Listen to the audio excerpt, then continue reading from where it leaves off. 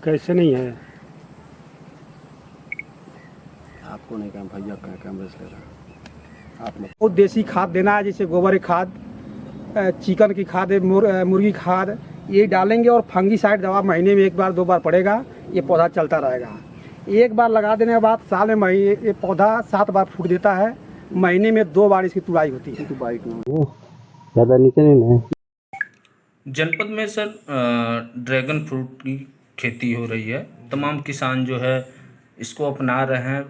परंपरागत जो खेती है उससे कितना जो है लाभकारी है और किस तरह की जो है। सबसे पहले आप सभी को बहुत बहुत धन्यवाद कि आपने अपने चैनल पे आने का मौका दिया। और देखिए, ड्रैगन फ्रूट की जो ये इंडिया का नहीं है, ये एक्जोटिक है, मतलब बाहर का है। ड्रैगन फ्रूट की खेती जो स्टार्ट हुई थी सेंट्रल अमेरिका से हुई थी, वहाँ के देशों से, जैसे पेरू, अर्जेंटीना। तो ये इंडिया में आया। यहाँ गुजरात में इसकी खेती हो रही है, राजस्थान में इसकी खेती हो रही है। ये रेगिस्तानी प्रजाति का एक पौधा है। जैसे आप सभी नागफनी के बारे में जानते होंगे, तो ये एकदम से नागफनी के जैसा ही दिखने वाला पौधा है। और इसकी खेती के लिए सबसे पहले जो जलवायु चाहिए, वहाँ ज़्यादा बारिश नहीं चाहिए, क्योंकि ये रेगिस्तानी प्रजाति है। तो पानी की बहुत ही कम आवश्यकता होती है। और ऐसे ही जगह पे लगता है कि जहाँ पे पानी ना लगता हो, उसमें पानी रुकता ना हो, क्योंकि अगर पानी रुक गया तो इसके जो पौधा है वो सड़ जाएगा। तो इस वजह से इसको कम पानी की आवश्यकता होती है। और जो जनपद की बात करें तो जनपद में मेनली यहाँ पे दुधही ब्लॉक के दुमही गांव के श्रीलाल जी कुशवाहा जी ने स्टार्ट किया था इसको। और इस समय जनपद में टोटल 8 किसान हो गए हैं। पहले तो ये केवल दुधही में ही हो रहा था, दुधही ब्लॉक में। जैसे कि अपने जनपद में 14 ब्लॉक हैं, उसमें से अभी ये 4 ब्लॉक में और 3 ब्लॉक में और स्टार्ट हो गया। इस तरह से पूरे 4 ब्लॉक में इसकी खेती शुरू हो चुकी है। दुधही के अलावा सुकरौली में रामाश्रय यादव हैं, इन्होंने खेती स्टार्ट किया इसका। इसी तरह खड्डा में मुंडेरा गांव में स्टार्ट हुआ है, रामकोला में, टेकुआटार में स्टार्ट हुआ है। थोड़ी सी ये दिक्कत आती है ड्रैगन फ्रूट की खेती के लिए, क्योंकि एक बार ड्रैगन फ्रूट लगता है तो ये कम से कम 20 से 25 साल तक रहता है। तो इसके लिए पिलर बनता है, और पिलर के सहारे इसका पौधा चढ़ता है, और उसी पौधे पे ही इस पर फल आता है।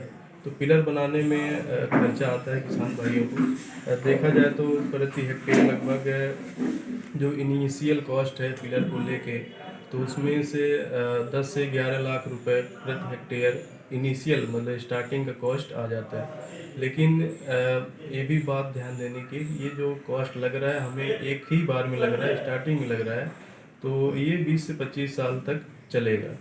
तो इस तरह से जो टोटल इससे इनकम होनी है वो लगभग 15 लाख के आसपास तीसरे वर्ष से स्टार्ट हो जाती है, क्योंकि 2 साल तो लगभग इसको अपनी पूर्ण बढ़वार में आने में लग जाता है।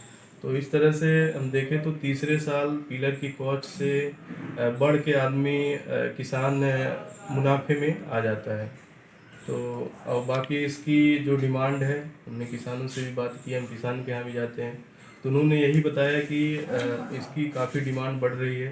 क्योंकि कोरोना काल में भी सब देख रहे थे आप लोग भी कि इम्यूनिटी के लिए काफ़ी बातें हो रही थी कि जिसका इम्यून अच्छा है उसको कोरोना नहीं हो रहा है या कम प्रभावित कर पा रहा है। तो इसमें एंटीऑक्सीडेंट होता है, कैल्शियम होता है, और इसमें आयरन भी होता है। इस तरह से जो भी पाचन में काफ़ी लाभदायक होता है। ड्रैगन फ्रूट का एक विशेषता है कि जैसे कोई फल खाते हैं तो आपका पेट ऐसा लगेगा कि भर रहा है, लेकिन ड्रैगन फ्रूट खाने पे आप 2 खा जाएंगे, 3 खा जाएंगे, लेकिन लगेगा नहीं कि आपका पेट भर गया है। मतलब आपका पेट भी नहीं भारी नहीं लग रहा है, और आपका सभी जो न्यूट्रिएंट्स है वो मिल भी जाते हैं। परंपरागत खेतियों से कितना लाभकारी है? परंपरागत में देखिए, जो धान गेहूँ या अन्य फसलें, गन्ना है, तो इनकी जो उपज है वो सैचुरेट हो चुकी है। मतलब जो उपज मिलना था अब उसी पे रुक गई है, या फिर और भी रोग कीट आ जाते हैं तो उपज कमी हो जाती है। तो उसमें तो और ज़्यादा बढ़ने की गुंजाइश नहीं कि हम और कई गुना कर लेंगे। तो उसके लिए जो हॉर्टिकल्चर के क्रॉप हैं जैसे ड्रैगन फ्रूट हो गया या फिर और भी अन्य फसलें, स्ट्रॉबेरी भी जनपद में हो रहा है। तो ये सब इसकी खेती अपना के किसान काफ़ी लाभ कमा सकता है। और ड्रैगन फ्रूट में किसान से बात करने पता चला था कि जो व्यापारी हैं, क्योंकि इसकी डिमांड बढ़ रही है और खेती अभी काफ़ी कम लेवल पे हो रही है, तो उनके खेत से ही व्यापारी लोग इनका फल खरीद ले जाते हैं। तो इस तरह से बेचने में भी काफ़ी कोई दिक्कत नहीं है किसानों को।